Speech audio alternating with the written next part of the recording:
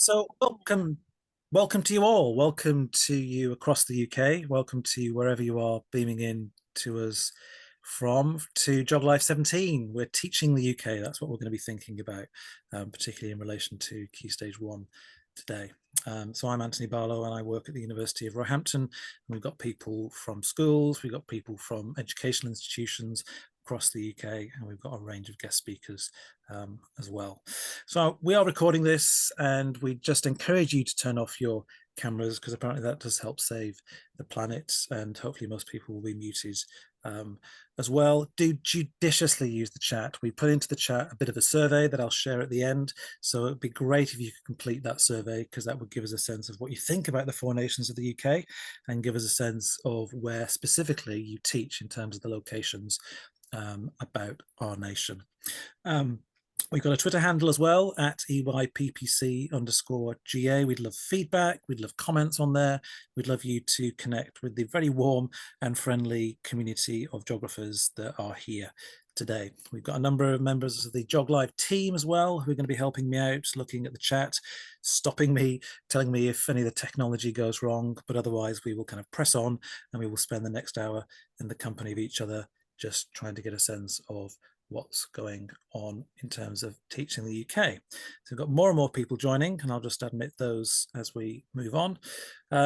Remember that the contributors today have offered their services and will be sharing all sorts of views and opinions that are not necessarily those of their institutions, but the copyright resides in whatever you see today with the individuals and the early years and primary phase committee. But just acknowledge the source if you would, acknowledge the material if you are going to be using that elsewhere, but we really would like you to spread the word of geography wide and far. So what are we going to be doing today? Well, we're going to be hearing in a moment from Dr. Tessa Willey about the Primary Geography Journal, and then straight after that into the different contributors today. We're going to start off with Melissa, who's an early career teacher who teaches in London, thinking about the England part of the UK, and then we're going to be going on to Richard from University College Belfast, followed by Dr. Elizabeth Curtis from the University of Aberdeen, and finally from a head teacher, Richard, friend of GeogLive,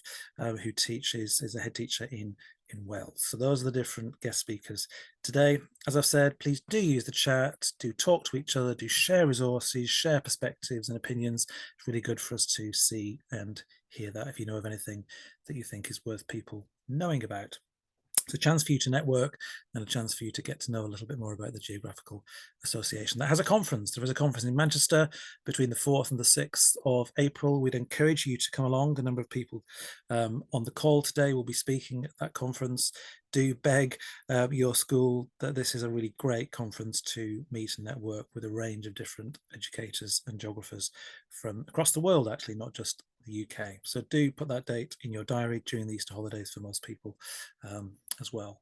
And just a heads up for your diary as well on the next GeogLives that are coming up. We've got number 18 on that important topic of energy, very timely in the coldest months.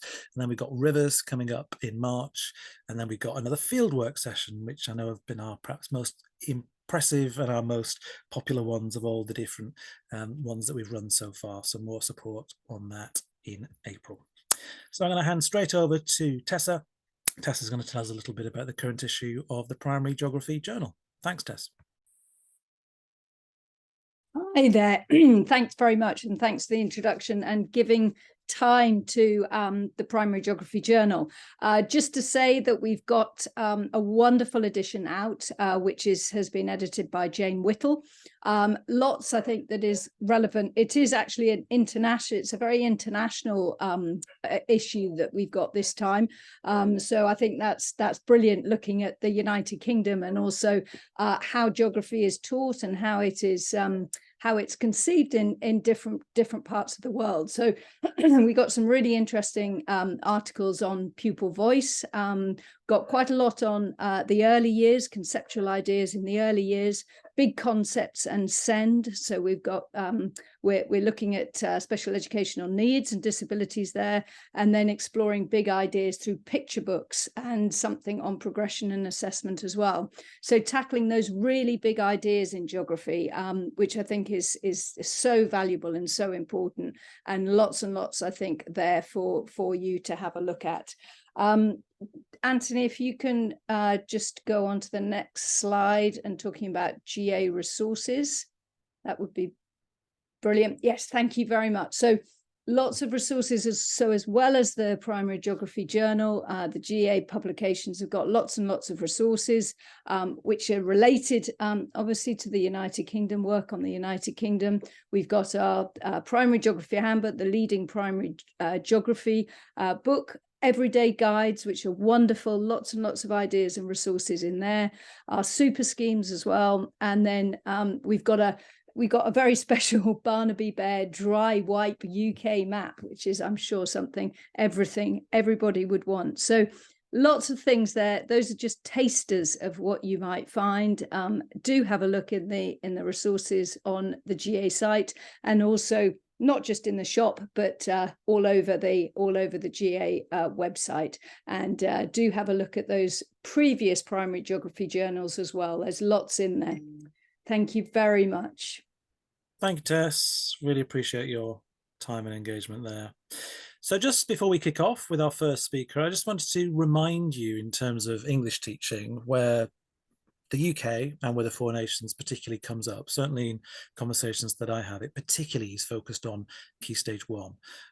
It's particularly where children are asked to know and to name and to locate and identify the characteristics of the four countries and the capital cities of the UK and its surrounding seas. And it can be really interesting to hear about the characteristics of these different nations that you'll hear from these unique voices from the four nations today. But it also asks us in the national curriculum to focus on a small area. Now, that small area will often be the capital. It will be Cardiff or a Belfast or a London or an Edinburgh, but there may be other small areas as well. And certainly our speakers today don't always necessarily come from that particular capital part. So what are the other stories? What are the other perspectives that we could perhaps teach that help to give us that contextual knowledge, that help to give us those defining physical and human characteristics of these different nations, that help to perhaps tease out these ideas of spatial variation? Maybe that's not something that you've heard about before. What does spatial variation actually mean? Maybe people could help out in the chat if there's some ideas there that you're not really familiar with. But today we're going to be sharing sources. We're going to be sharing maps, of course, aerial photographs, and perhaps thinking about geographical information systems as well. All of these sorts of things might well be things that come up in the conversations that we have. But without any further ado, I'd like to warmly invite Melissa, who's hot foot from teaching herself, hot foot from being an ECT. So doing this sort of talk in the third month that you are teaching is really quite impressive. So Melissa, a very, very warm welcome to GeogLive, and I'll advance the slides, but otherwise over to you. Thank you so much. Can you hear me? Loud and clear. I'm never quite sure if it's working. Well, thank you very much for having me. And I actually, I am in my third month, as it were, as an ECT. So I'm going to give it my best shot. When I'm planning really I'm still on that slide, Anthony. I'm jumping. When I'm planning any geography teaching, I'm trying to consider really what I want the children to take out of it, and to really achieve a balance for them. So not to be overly heavy on knowledge, but to also consider some skills that they might have that will actually move their knowledge forward independently, and allow them to develop their critical thinking. So to engage with some of the bigger geographical ideas and not just get bogged down with too much information. I'm also really moved by the GA's manifesto that we have as teachers a moral imperative. That really strikes with me. And so when I'm thinking about what I want the children to discuss and learn, I'm really thinking about what's important for them as global citizens. What really should we be giving them access to? And so those are sort of the things that underpin really my considerations of all my geography lessons, but whether it actually turns out that way is another matter. So I'm ready for my next slide, Anthony. Brilliant. So I would start this module with really just these pictures. Why would I do that? Because before the children have any knowledge learning, I want them to have an emotional reaction to this. I want them to look at the beauty of this and be filled with a sense of wonder. I want them to have that connection with this place, wherever it is. And for that importance of place to sort of be imbued in them, to reside in them when they look at this. So that would be the first thing. The second thing is I would like the children to tell me what they want to know. Can they call on any cultural capital? Can they call on any previous knowledge? Have they been to these places? Have they not? What do they want to know? And I think this inquiry-based approach, where children are asking the questions, gives the children agency really over their learning. They are going to be more inherently motivated because they want to know these things for themselves. And I feel that this way of learning is accessible because all children can have an emotional response to something. All children can have a question.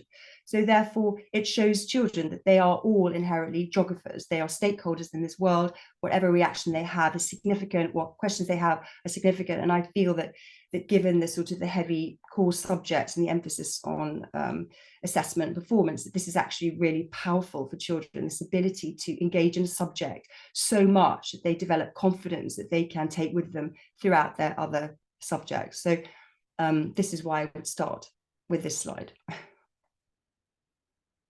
So with the children having had that sense of place, I would then move on to the concept of space. So where is England relative to the rest of the countries of the UK?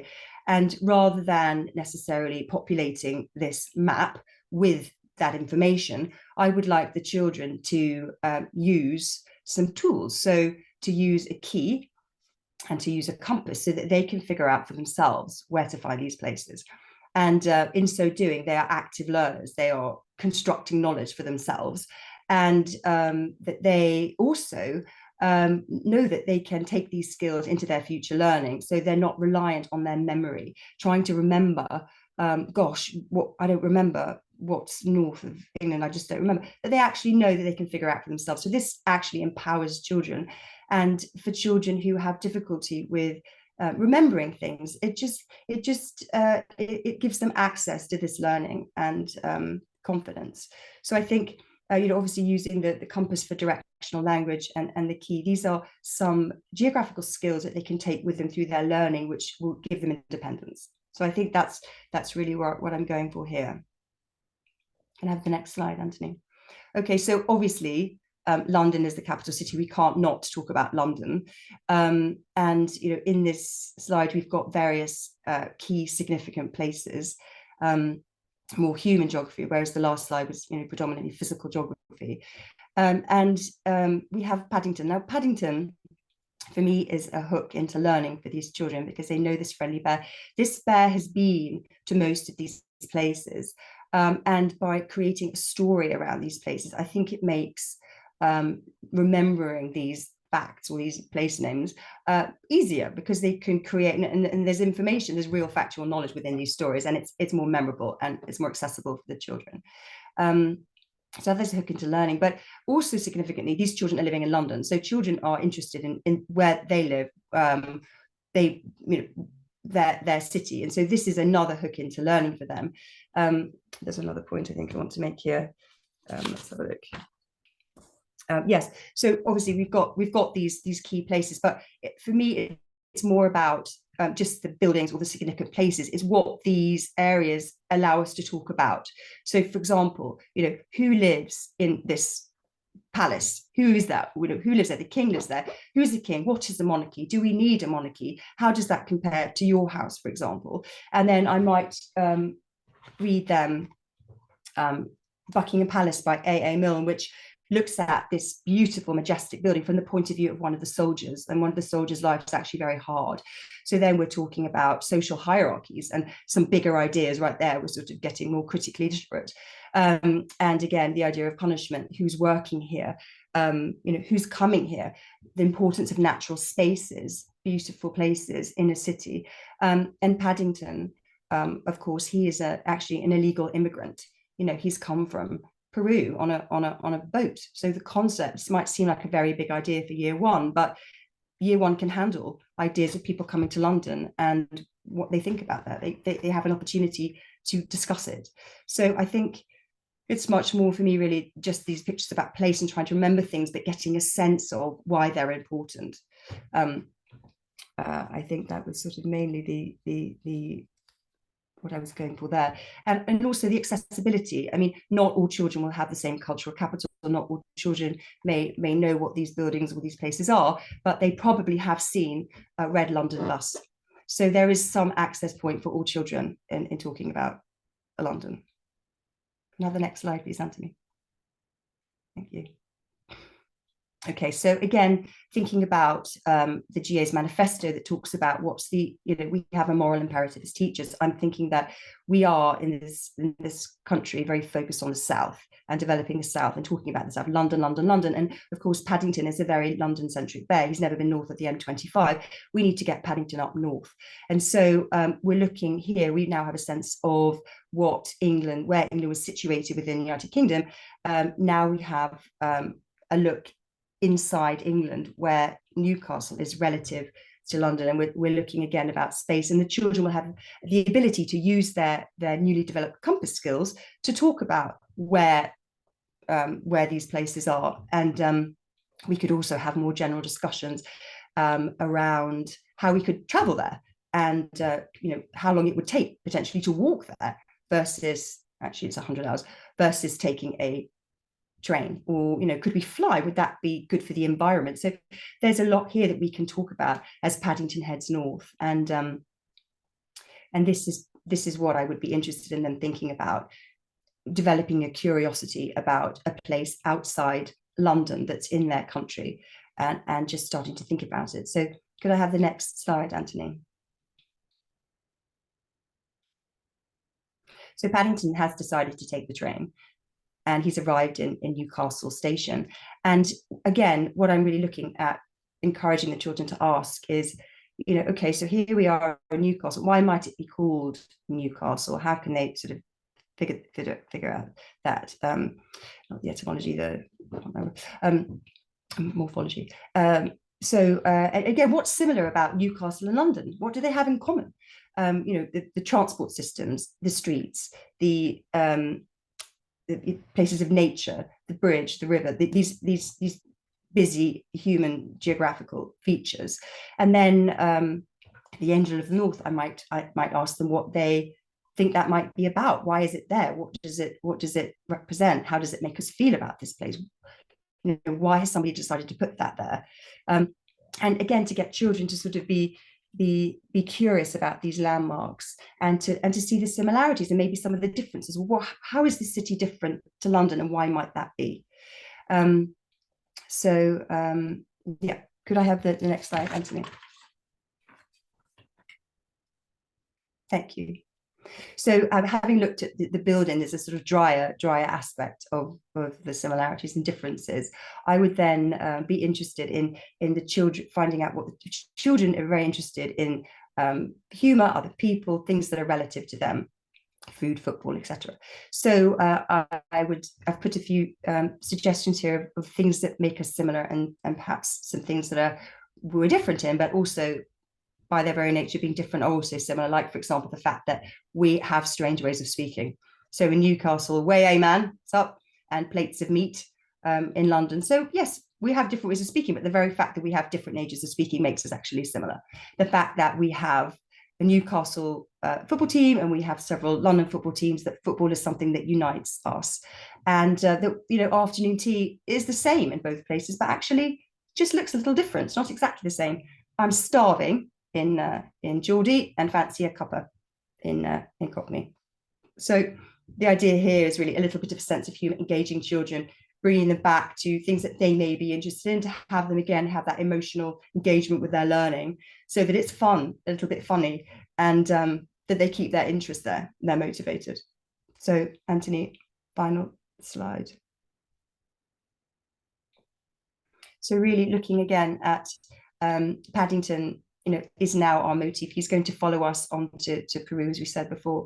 And where should he go next? Giving children the decision-making power they might want to study. And this is an example of a map. It is a problematic map. I love, and I've noticed that children absolutely love to pore over these books any chance they have really during reading time. A lot of the time, especially boys, are going for non-fiction books, and these maps are so brilliant. They've got pictures, they've got real ways for children to access this learning. They're super accessible, really great fun. I think physical maps are definitely the way to go. Children plotting where they might go next and using their directional language. So really that's my take on it. If I were, just to teach only about England and not the rest of the United Kingdom, trying to get a slightly different angle that will, give the children a really well-rounded experience of learning about place and space and environmental geography. Melissa, thank you so much. You wear your knowledge, you wear your understanding of children and context really, really lightly. And there's definitely theoretical underpinnings there that you've obviously taken through from your training. And you mentioned the GA Manifesto, which is a very powerful document if people haven't seen it, the Geographical Association Manifesto from 2009. If you want a kind of intent statement in one easy booklet, that is a really good document to use as a subject lead to give you that power behind what those bare 3-4 pages of the curriculum are. It's a really powerful articulation from a range of different perspectives and voices with some ravishing images there of different places around the world. Melissa, that was really good. Thank you so much. Thank you for listening. And just one more question. Why Newcastle? Because it's an interesting contrast as a kind of small area of the UK to look at. Well, I think it was like the most northern tip I could find. And I have got a few Geordie friends, and I thought, come on, anyway, let's get you some airtime. Brilliant. Thanks for your time. Really appreciate it. Thank you. So we're going to move straight on to Northern Ireland, and I'm going to hand over the hosting to Richard. So Richard, I'm going to make you the host for this bit so that you can make the slide your own, and then you'll just need to make me back the host at the end, if that's okay. Are you comfortable with that, Richard? Yeah, we'll see if that works. Great. Here we go. So I've got to accept the view. Is that right? That's right. So how do I do that? I'm not seeing anything, Anthony, that gives me the option to take control, as it were. Do you have to give it? I think I've actively given you the hosting. So yeah, I'm not the host anymore. So you need to accept as the host. Just not seeing anything that's letting me do that. Okay, I can reclaim the host and try again. I've reclaimed the host. So let me try. Are you on an Apple? No, Windows. Okay, so I'm changing the host to Richard Greenwood. Yes, it should just allow you to screen share. Maybe just try screen sharing. It should just share, I think. That's just what I'm looking for. I'm not seeing anything that lets me click on screen share. Big green button at the bottom. Big green button at the bottom. No, I'm not seeing that.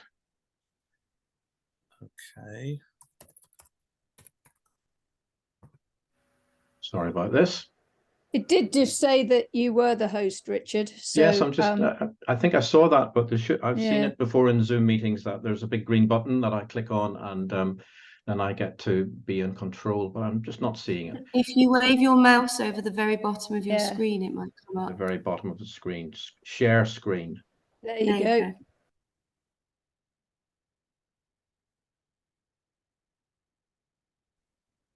Brilliant. I think that's me, is it?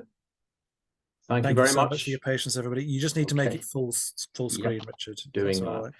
Okay, thank you very much. As Anthony said, my name is Richard Greenwood. I'm a lecturer at Stranmillis University College in Belfast. It's a teacher education institution. I deal mostly with BEd students, 4-year BEd, and so on. Primary geography is my main thing, but I also do some work on preparing them for teaching practice and ICT and other things like that.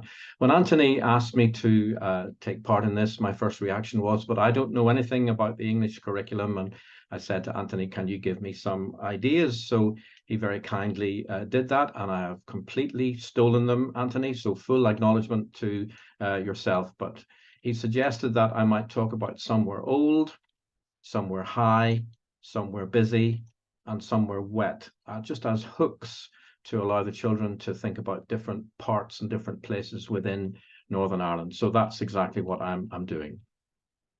So a bit like Melissa, map of Britain and Ireland, or the United Kingdom and the Republic of Ireland. I would suggest that maybe we don't anymore use the words British Isles. I think that that's not a very PC thing to say anymore. If somebody is from Dublin or Cork or Galway, they're not going to want the word British to be something that is sort of controlling where they are. So I think Britain and Ireland, or just the United Kingdom, as it says in your document, and so on. But this should be familiar to people from the weather forecast. If kids ever watch the weather forecast with their parents, having tea with their parents, I'm not sure if that happens anymore. But you want to talk to them about where we might be going next. And a bit like Melissa, how do we get there? And the difference here is you can't just walk, or you can't just get on a train or in a car. You've got to do something else as well, and get on a boat and go over to Northern Ireland, or get on a plane and go there as well. So we're a little bit different from the rest of from Britain. So we thought about somewhere old, and if we were in the same room together, I'd be saying to you, how many of you have been to Northern Ireland? And if there was a show of hands, I then would say, well, how many of you who've been to Northern Ireland have been to the Giant's Causeway? And I bet there might be an almost one-to-one correlation in that regard. But this is the Giant's Causeway, but you need to show them where it is. If Belfast is the capital city, and we'll mention that in a few minutes, then the Giant's Causeway is right at the very top, the very north of Northern Ireland. And here are some photographs that I've just taken from Google Images, and you can see how rather strange and wonderful and different it is. But it is part of a wider coastal landscape. I took that photograph a few years ago when I took a bunch of international students up. Beautiful blue sky day and big waves coming in. Fantastic. It's part of a wider coastal landscape. The causeway that I showed on the previous picture is just around the last headland there, but it's part of this wider landscape, and you can see lots of horizontal layers there, but they're not sediment layers, they're layers of lava. Those are old lava flows from approximately 55 million years ago, and you can see in the top ones above the lady's head there that they're in big columns, and they would have come from not volcanoes, but the next best thing, big cracks or fissures in the rock. This is from Iceland. I think that one is as well. You'd have to explain to your children that this must have been taken with a very long telephoto lens, because those people would be up in flames otherwise. They'd be getting really very hot. But a bit like mud cracks that you might see on a very hot summer, like we had the summer before last. Unlike those, the columns stretch all the way down to the bottom of the lava flow. And this is taken at the main causeway itself, where nearly 1 million visitors every year go to, and so on. You can see on the left, these columns are there and bits have fallen off and so on. On the right, that's a feature called the organ pipes. As you can see, funny names given to things that are hard to explain and understand.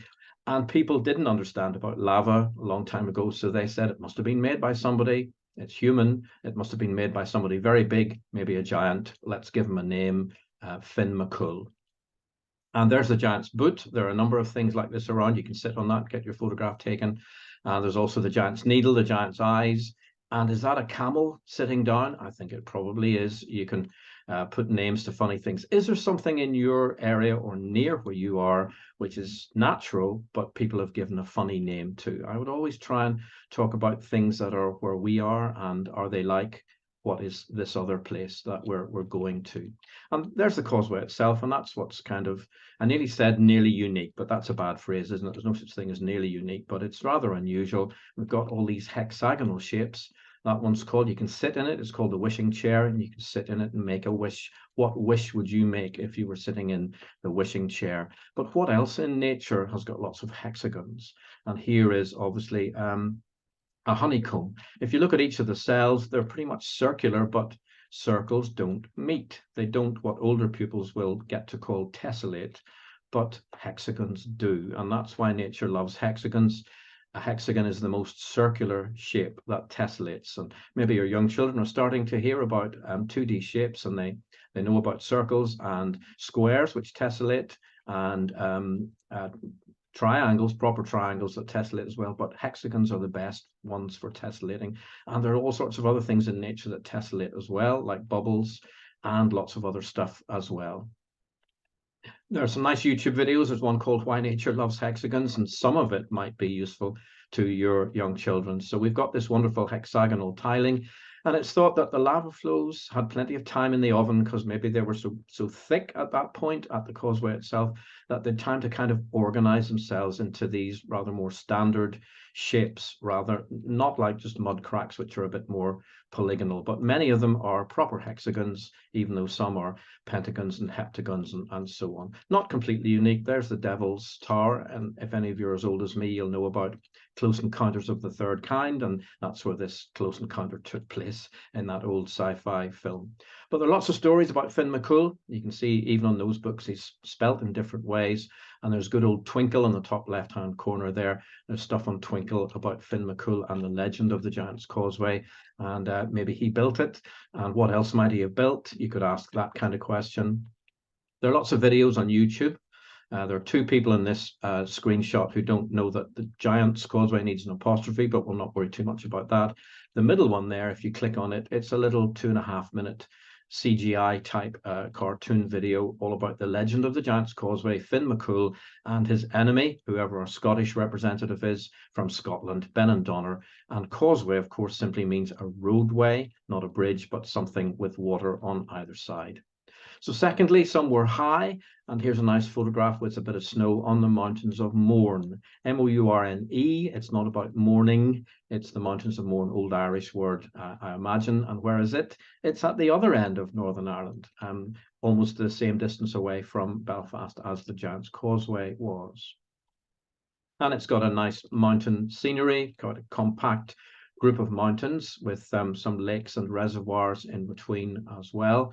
So a nice place to go and walk with some strange and wonderful shapes of granite tors, not made of basalt like the causeway, but made of granite. And look, they could imagine what some of these rather strange faces might be saying. Maybe they're saying, I'm a bit cold. Maybe they're saying, I'm frozen. I've been here too long. There are some strange faces that they could maybe put some captions on, thinking about what they might be saying. So there's the basalt on the left-hand side, if you are able to get a piece of that from somewhere, whereas the granite on the right-hand side from the Mournes, much bigger crystals because it had more time in the oven. It was deep down and never got uncovered until much more recently. You can see all the crystals, whereas in the basalt on the left, you need a hand lens. And it's also got a wonderful wall, and it separates the watershed of the interior of the Mournes from the outside. And if a raindrop falls on the left-hand side, it flows down into the middle of the Mournes and maybe ends up in my taps, because that's where I get my water from. And if it falls on the right-hand side, it'll flow down to the sea. So the idea of water falling in different places, it happens to be picked out very nicely by this wonderful old wall. That's a sort of typical view of the Mournes, lovely beach in the foreground. And we have a Newcastle as well, Melissa. That's Newcastle in the distance there. But the Mournes have their problems too. And the summer before last, we had very warm conditions and dry conditions like you did. And there were these kind of bushfires that happened as well, destroying some quite large areas of habitat. Thirdly, then, a busy place, and that's Belfast itself, capital city. And you can point to where it is as well. And it's a big city, like maybe some of the cities that you're from, and you can find some stats and see, do you think Belfast is bigger than where you live or smaller than where you live? What does your place not have that Belfast has? We've got a big city hall there, like many cities do, and lots of shops and things like that. And a few of the most important or famous places about Belfast, here are two of them, two large cranes at the Harland and Wolff shipyard. They don't really make ships anymore. They refurbish them, and they also do a lot of work with wind turbines. But these two are called Goliath and Samson, and some of your kids who go to Sunday school still might know where those names come from. Why were they called Goliath and Samson? They might be able to tell the rest of the class. And the other thing, just a lovely new building, relatively new, 10 or 12 years old, is the Titanic Museum. And if anybody comes to Northern Ireland, they very often go and look at the Titanic Museum. Wonderful place. But what buildings do you have near you? What's your nearest museum? What's it about? What's it for? And the other thing I thought of was some lovely public art in Belfast. And do you have something similar to you? This is called the Salmon of Knowledge, but people just in Belfast call it the Big Fish. And we always give funny names to public art. Maybe you do as well. The one on the right is Thanksgiving Square. It's a Thanksgiving kind of thing, but we tend to call it the lady with the hoop, or the thing with the ring. And the one on the left-hand side is near the Falls Road, so it gets called the falls, the balls on the falls. You don't need to spread that one necessarily to your little kids, but there we go. But it's interesting that we have mountains near the city, and you can almost see, not quite, you can see the cranes down there. This is Cave Hill, just to the north of the city, and you can get a wonderful view. Is there anywhere high near where you live or not? If you're in Edinburgh, then that's another great comparison, but there aren't too many with as good a backdrop as Belfast has, and it's called Cave Hill for fairly obvious reasons, and it's the same stuff as the Giant's Causeway at the other end of it, let's put it that way. I thought this was interesting. This is an old photograph taken in the early 1900s, and it looks as if Cave Hill is like a giant's head lying down. And it certainly inspired a couple of people. Jonathan Swift lived in Belfast for some of his life and wrote Gulliver's Travels. Maybe the kids have heard of that one. And there's C.S. Lewis, who wrote the Narnia books. And it's thought that he was very inspired by the things that he saw in his youth in Belfast. And he thought the Mournes might have lots of giants. And maybe Dunluce Castle on the north coast was a kind of inspiration for Cair Paravel that he wrote about in The Lion, the Witch and the Wardrobe. And I wrote about this in the Primary Geography magazine, Inspirations for Narnia, a couple of years ago. But please make the point to your children that kids in Belfast are just like them. And here are some photographs of them doing things in the playground, in the classroom. The only difference you might think of if you were in a school in Belfast is that the accents are a little bit different, but they're talking English and learning to count and doing things with all sorts of iPads and so on. They're doing things that are exactly the same. And I don't think you need to get into the fact that we have a rather divided primary schooling system with controlled and Catholic maintained schools and integrated schools and so on. I wouldn't necessarily go there, but kids are just like them. They're just across the water, but they still speak English. And lastly, a wet place, Loch Ness, and you could try to get the kids to do the pronunciation Loch, which I know most of you English people aren't very good at saying. You say Loch most of the time, don't you? But then the name of the place is Loch Ness with a GH, but it's Nay as in N-A-Y. But it's the hole in the middle of the Polo Mint in the middle of Northern Ireland. It's the largest body of fresh water in the whole of the United Kingdom and one of the largest in Western Europe.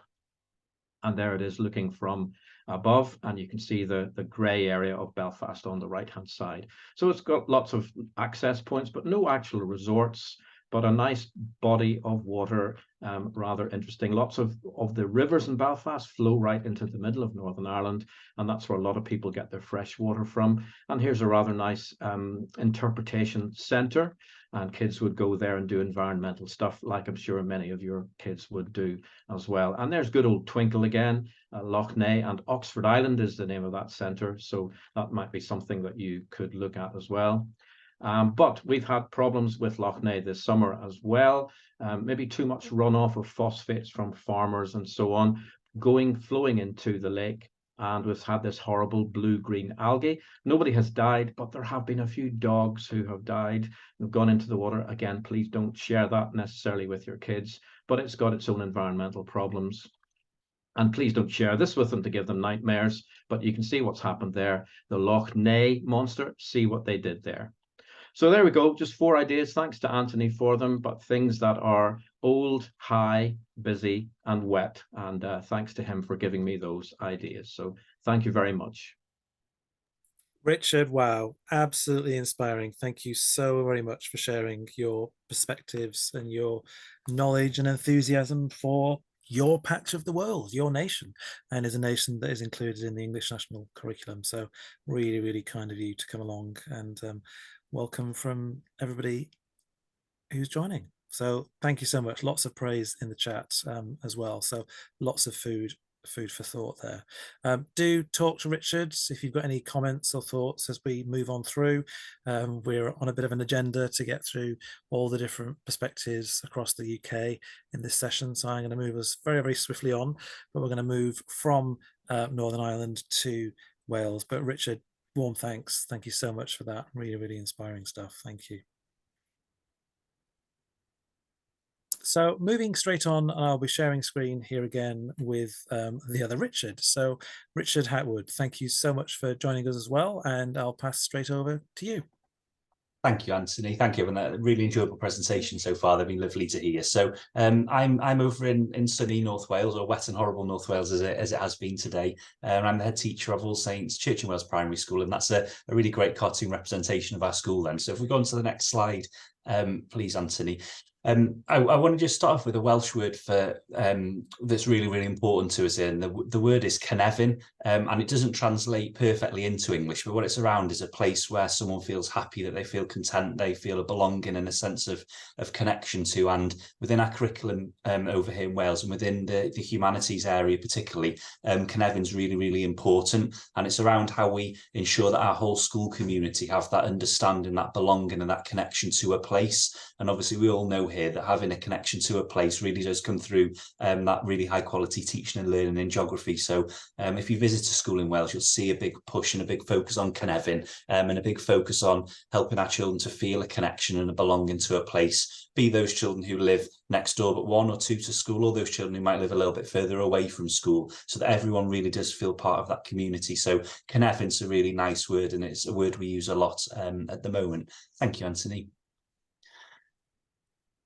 Just to give a little bit of background here, so we don't have subjects per se in Wales anymore now. We have what's called areas of learning and experience instead, and geography fits into the humanities area of learning and experience alongside history, studies of society, and religious education. What we're really, really keen to do is to put that E into AOLE, so that experience. So looking at our learning opportunities within school here, if we're looking at connection to local place, there'll be a big push and focus on field work, on understanding their personal connections to a locality and their understanding of place within that locality. So having that experience of the humanities is really, really important. It is a statutory element of the curriculum. So when we're looking in our curriculum at requirements such as describing spatial patterns of places, environments and landforms locally and within Wales and the wider world, so having that experience of doing that's really, really important. So we're looking at developing and adapting our curriculum now, working with wider partners to ensure that children are having those experiences.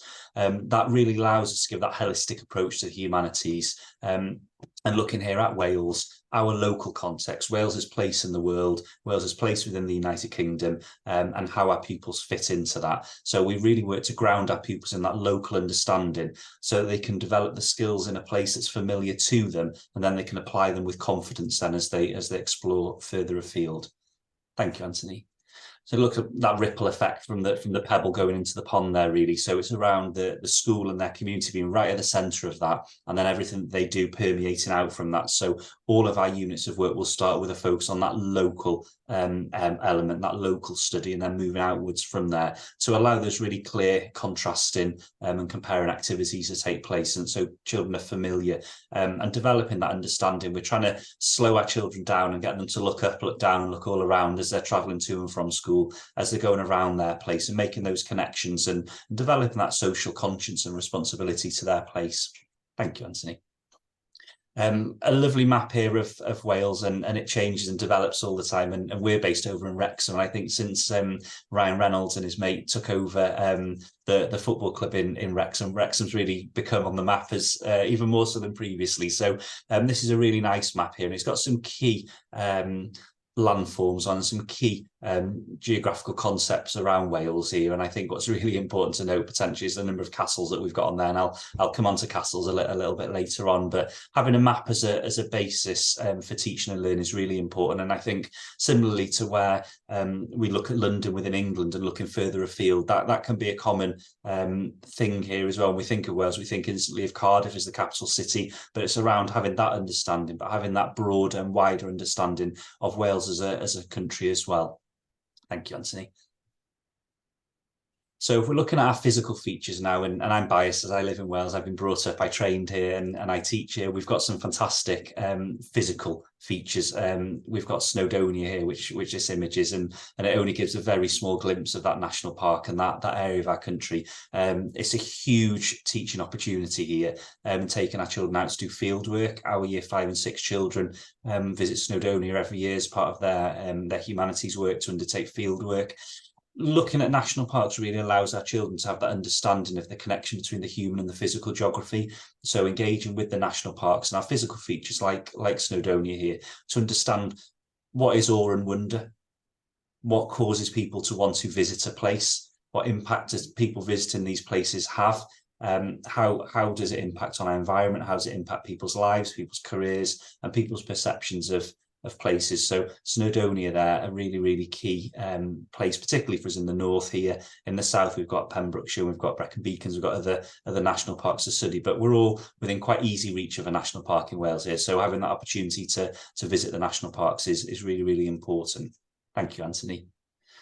Got Betws here as well. So again, physical features. Betws, a tiny village, and if you visit it in the winter, it's usually very, very quiet, very, very wet, very windy, very cold. In the summer, it's a bustling area with loads and loads of tourists. People come and take part in sports and activities, and loads of different things there. So again, it's that opportunity to look at how the physical geography of a place influences how humans engage and how humans treat a place. And then it leads on to further discussions then that we cover with the children, particularly around tourism, around the benefits and the challenges that tourism presents to a place.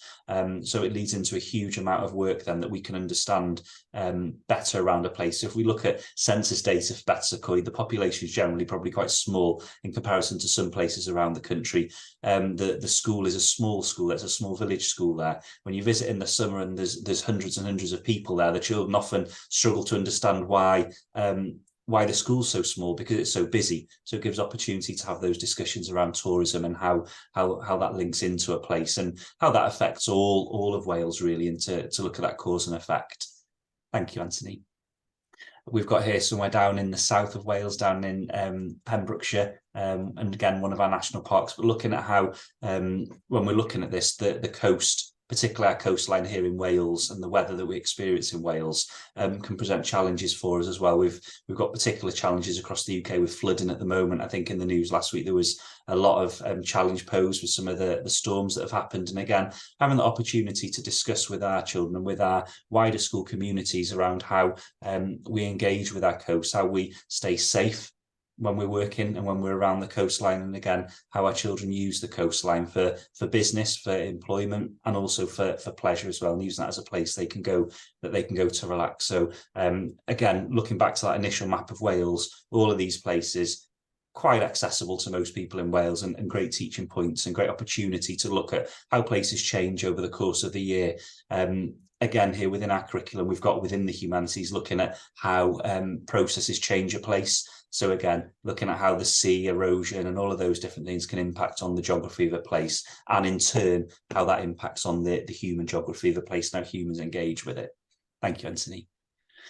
Then we've got the potential and the challenges of tourism. So we've got here within the north, within Snowdonia, again, we've got Zip World, which was based around an old slate mine. So a disused area of land, really, that humans had used in the past. Community facing challenges, particularly around employment, around revenue generation, etc. Diversification, as we might look at it within the context of farming, also applies to things like this as well. So how we've diversified what goes on in the north to make our area more accessible, to increase the investment that comes in. Zip World's been one of those things that's brought a huge amount of tourism and revenue into Wales. It's given a chance to use our historical industrial areas in a different way. So it's incredibly popular. I've not been brave enough to do it myself yet, but I know friends who have been on Zip World and have thought it's fantastic there. So the diversification, again, how humans are influencing, interacting with the physical environment that we've got to create that opportunity for everyone, really. Thank you, Anthony.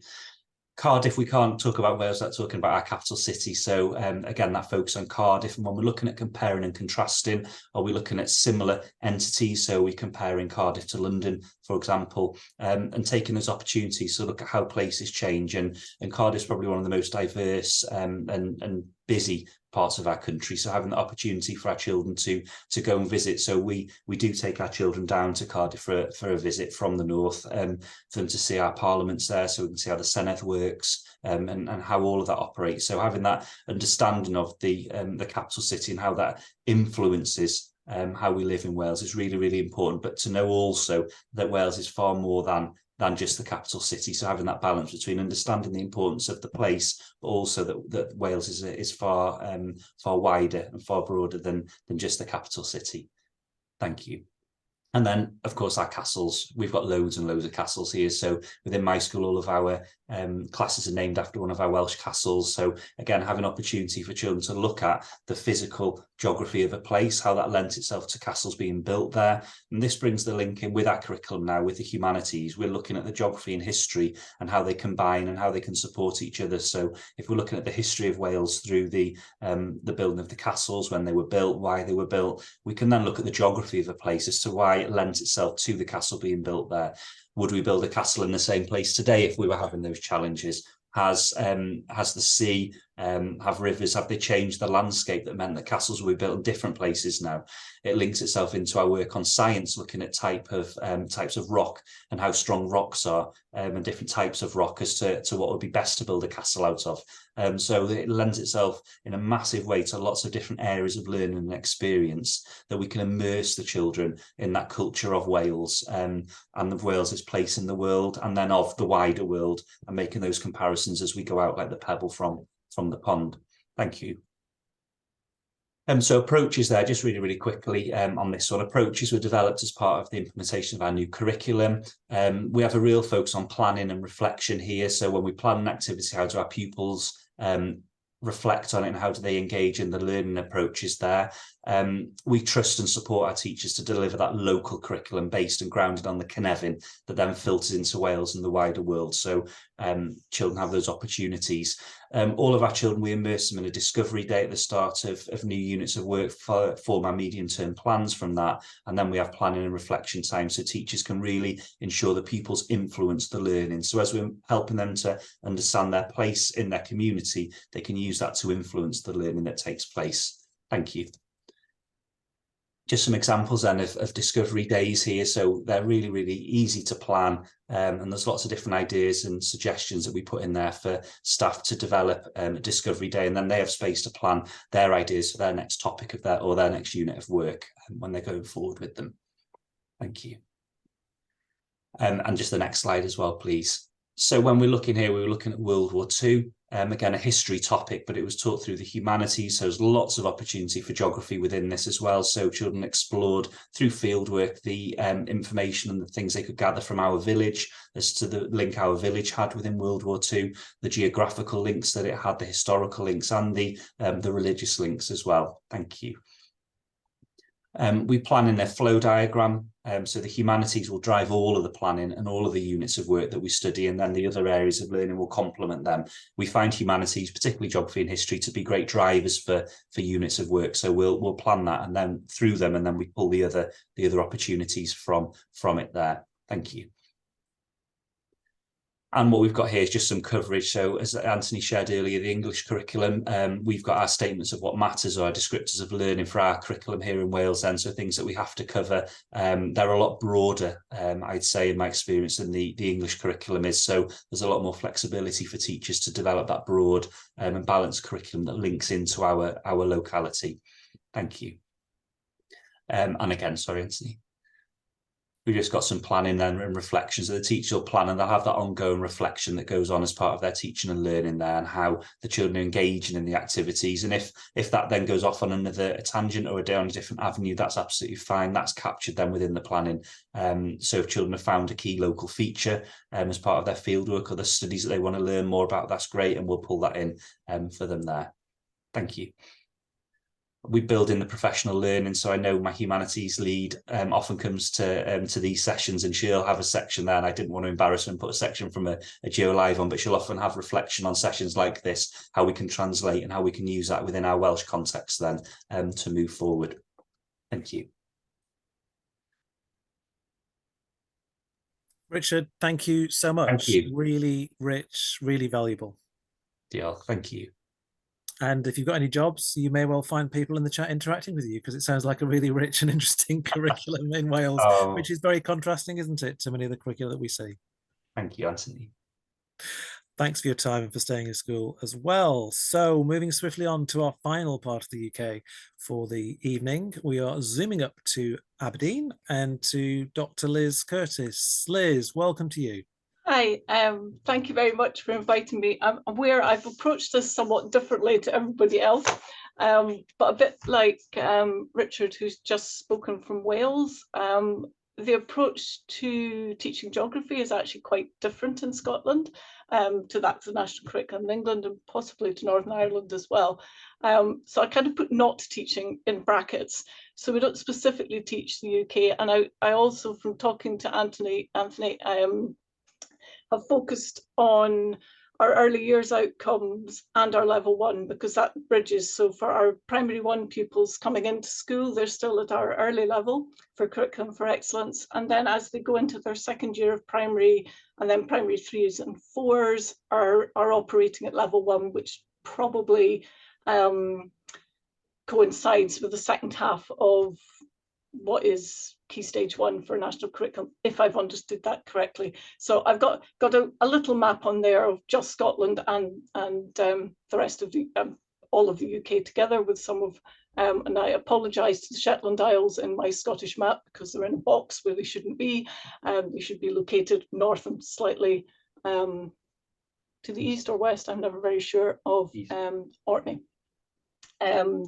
So I'm located in Aberdeen, which is quite far away. I'm also going to do this quite quickly because I'm aware we're very near 6 o'clock. So what I've done in the first couple of slides, and I'm not going to read my way through all of the learning outcomes, but as in Wales, what would be considered geography is one of 3 areas of combined social studies. So children in school don't do geography as such, but they do undertake work and investigations around the concepts of people, place and environment, which is what it's called, although most children will never learn that. Also, because of the way Curriculum for Excellence is structured, as well as the 7 areas of the curriculum, we have a focus on interdisciplinary learning. So for most pupils in school, they will do this kind of learning as part of an interdisciplinary piece of learning. So it'll either be called IDL, or it'll be called topic, or it might be called an expedition, depending on what you're doing. So for the children coming into school, the focus is on exploration, appreciation. They should have the opportunity to experiment, to imagine, to describe and record. And all of that is focused around themselves and their immediate environment. So their own lives and their own families, the places they go to school, the journeys that they might do going to and from their house and to school, but also the other journeys. So although we don't have anything specifically that says explore the UK, there's no reason why you might not, through imagining or retelling the journeys. So that could be, say, your journey to and from school, but it could be your journey to go and visit relatives and friends. It could be the journey that you've taken because you've come from Ukraine or Nigeria. So the idea within the Scottish curriculum is, could I have the next slide, please? Is that the way in which the learning outcomes are organised is there should always be scope for children to consider themselves in the place that they are and know well, but also to start making the links between the place that they're currently living in and all other areas of their lives, and then taking it out from there. So even by level 1, and the reason I mentioned up to primary 4 is that this level will take children into the middle stages of primary school. So the focus is very much on the local environment still. So we're looking at features of your local environment, and we've had some marvellous photographs of all around the rest of the UK. I wouldn't have known where to start because it's the same as everywhere. We've got very different landscapes within Scotland. So if you live in an urban landscape, your local environment is going to be quite urban. It will include things like parks. It might include, in Aberdeen, it would include the beachfront. But if I went to Edinburgh, we would be visiting a feature which looks very reminiscent of near Belfast with Arthur's Seat in the middle. School and community becomes a very important part, and I'll talk a little bit about that later on. We have a section on exploring variety of food. So if you're thinking about food, again, you can start local. So you can be thinking about where, if you live in a place that's got, so like market gardening carrying on and people get veg boxes, you can talk about where that food comes from, or if it's in the supermarket. And again, you're immediately, as soon as you start looking at food labels, you're traveling the length and breadth, not just of the UK, but further afield. And then coming further down, if you're looking at weather, obviously you've got local weather, but then you're also looking at climate zones, which again opens up the invitation to say, well, here's my weather here in Aberdeen, but is it the same as Melissa's class down in the southeast of England today? Probably not, and in the summer could be a good 10 degrees colder. So thinking about those local and international differences. And then this last one here, exploring a natural environment that's different from my own. So being aware that where you are isn't necessarily the same as somebody else living in a different part of either the UK or further afield. Could I have the next slide, please? I picked these out just as a kind of reminder of the way our curriculum is organised around a series of I can statements. So what we get, rather than very specific learning outcomes, we get a series of questions. So a lot of our social studies is based around the development of skills. So moving from describing things to analysing what you see and recording what you see and asking questions is a really important part, and it just echoes everything that everybody else has said before. And it's sort of a local example at the moment. I'm involved with a trees project where we're working with 2 primary schools and quite young children, with one school that's planted its own forest, which I think opens up a really interesting thing about, well, where is the natural environment for this particular school? They've just planted it. And by talking about those trees, we've opened up conversations about trees here in Aberdeen, trees in people's back gardens, trees in Nigeria, trees in Hungary. And talking about fruits, because we've just come through autumn, so we've been looking at fruits and what grows on trees. So those range of questions again come out of the very local. Working with the other school that we work with is on the edge of Aberdeen near a nature reserve. And part of what we did with children when we were starting, we had photographs of what had been a forest next to them, which had blown down during Storm Arwen. And we had a really interesting discussion with a class of 7-year-olds about what they could see, and they knew it was Storm Arwen. They told us about the high winds and how all the trees had come down and what the machinery was doing. So they were very connected between this very localized event and the wider events that come around that. And next slide, please. Sorry, yeah, that's lovely. I've picked out 2 examples. I work in teacher education, and part of my job is working with our postgraduate students who we see twice for 3 hours for the whole of social studies. So one of the tasks they're given is to go for a walk, and it's a way of getting them to understand how important your local area is as a starting point. And today, looking at geography, this is a slide taken by a student near Dundee, and we're looking at learning outcomes to do with exploring and discovering interesting features. So these interesting features could be anything. Today they're birds on a riverbank, the Dighty Burn, but it could also be like the Harland and Wolff cranes. So it's whatever's next to you, and this is one of the things that we feel very important to say. And it also, by using your local area, you're also looking at poverty proofing what you're doing. So that being able to start where you are, because there's geography everywhere. It doesn't matter whether you're urban or rural, there's always something. And if we could have the next slide, please. This is the other version. And in a way, I kind of offer this as a possibility if we were wanting to work across all the nations. This is called Out My Window or Through My Window, and I stole the idea of a Canadian filmmaker who made a really fantastic interactive video about 15 years ago, where she connected people from all over the globe. They were invited to take, very simply, a picture through their windows, and then they did a kind of video of themselves in their house and their local surroundings. But what we did during lockdown is we got all of our students to take a picture through their windows, and then we shared them. So we ended up with a really nuanced idea of what living in Scotland might look like. So whether this is a possibility for around Britain or pairing schools, I think personally, I'd be really excited by a project that said, look through the window, what do we see?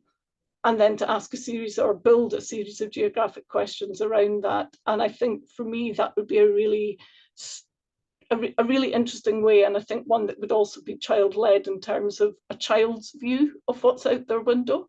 Because maybe that's one of the other things when we're looking at what's important. As adults, we think we know what's important, but children also have a very strong sense of what is important. And I'll finish there. Liz, thank you so much. I really don't hope you feel rushed towards the end of the hour. It's such a shame that we've had such 4 quality presentations over the last hour from very different perspectives. As you said, Liz, you've taken it in a slightly different way, but you've shared things with us that were really valuable. And just that final idea, just starting local, just seeing what's from your window and comparing and contrasting that to other people is so key. And as somebody said in the chat, there are opportunities to challenge stereotypes. So if you use websites like Dollar Street, if you use websites like Google Street View, and you drop into just have a nosy in Aberdeen, just have a nosy at what an average street in Edinburgh is like, not just the kind of Royal Mile. Let's look at what the average place is like, the place that looks a bit more like where we live, because most of us don't live in anywhere that represents royalty or represents a palace or represents a castle. So these sorts of other perspectives are really important. Liz, thank you so much. And Liz, if there's one thing about Aberdeen that you think we should all know, what is Aberdeen's story? Just tell us in a minute or so. Oh, right, in a minute. Pre-oil, so before 1970, we were about, well, originally whaling, and we were about fishing, and we're also about agriculture. We're an area that looks 2 ways. So the sea is very important, but also so is our farming land. So we've got very rich farming land on our doorstep. Post 1970, oil is the big one. And actually teaching Aberdeen, one of the big things we're dealing with is the transition from being an oil-rich place to not being an oil place. So we're in a very difficult position of conflict, which is probably something that is probably slightly further up the school than early years. But again, a bit like Storm Arwen, many of the children that we teach are here because of oil one way or another. So in my experience as a teacher, I trained here in Aberdeen, and I came just after the Piper Alpha oil disaster, so that we had children in the city who had lost members of their family in an oil rig disaster. So yeah, Aberdeen I think is a really interesting place. It's very vibrant. It's quite arty actually. We have one of everything. So we have a theatre, and we have, well, we have a range of cinemas, but you know, we have all the things you'd imagine a city would have. Plus we have an excellent beach. Cold, but excellent. Liz, if we were playing just a minute, you would definitely have exceeded the whistle and the 60 seconds. So brilliant. That was really fantastic. Thank you so much. And thank you to all our contributors, all the people that have stayed around, all the people that have written into the chat. I did start off the session by saying we were going to have a bit of a survey, and it's not quite worked, but I will certainly share the responses that I've had. I've had 3 responses so far, and you're all free to carry on doing the survey if you'd like to do that. But this is what people have said in terms of what they think about different places in the UK. So these are the 4 words to start off with that people have used to describe Scotland. So we've got wild, awe-inspiring, cold, distant, rugged, wet, rocky, uplifting. I mean, this could be really useful to share to children. This is what adults said about these different nations. And then you've got Northern Ireland. Okay, so interesting, ancient, rocky, rainy, green, native, comfy, lake, green. Interesting. Okay, and Wales. Okay, some similar words there. Green, hilly, scenic, but different words, aren't they? Really interesting. Be a good study to do from the cold. And then interesting there, we've got locations that people study explicitly there. You've got Norwich, Wiltshire, and the UK, and London and Buckinghamshire. So I'm interested in your first impressions there. If you've got any thoughts to add to that, the link is in the chat. We'd really love to hear those responses from you, and maybe, who knows, it might get written up in the Primary Geography Journal at some point. So like I say, thank you to the GeogLive team. These sessions might look as though they're run by somebody pressing a a computer mouse and advancing the slides, but there's a lot of people behind these sessions. So thank you very much to everybody who plays a part. Thank you to the early years and primary phase committee who helped to support these sessions as well. And if you'd like to join the GA, as we always say, all the joining details are online for you to find. And I'll just finish off by reminding you of the future sessions for GeogLive. We've got a session in January on energy. We've got a session in March on rivers and a session on field work. And we always need contributors. We always need people who are doing great work in school, like Melissa, as you saw right at the beginning. It's not just about people like myself who work in the university. It's you on the ground in schools. We'd love to hear from you. So get in touch with us via @EYPPC_GA on Twitter. You can send us a direct message there as well. Or maybe we'll see you in April at the Geographical Association conference. Otherwise, I will wish you a fond farewell. It's almost 6:15, and we hope to see you very, very soon.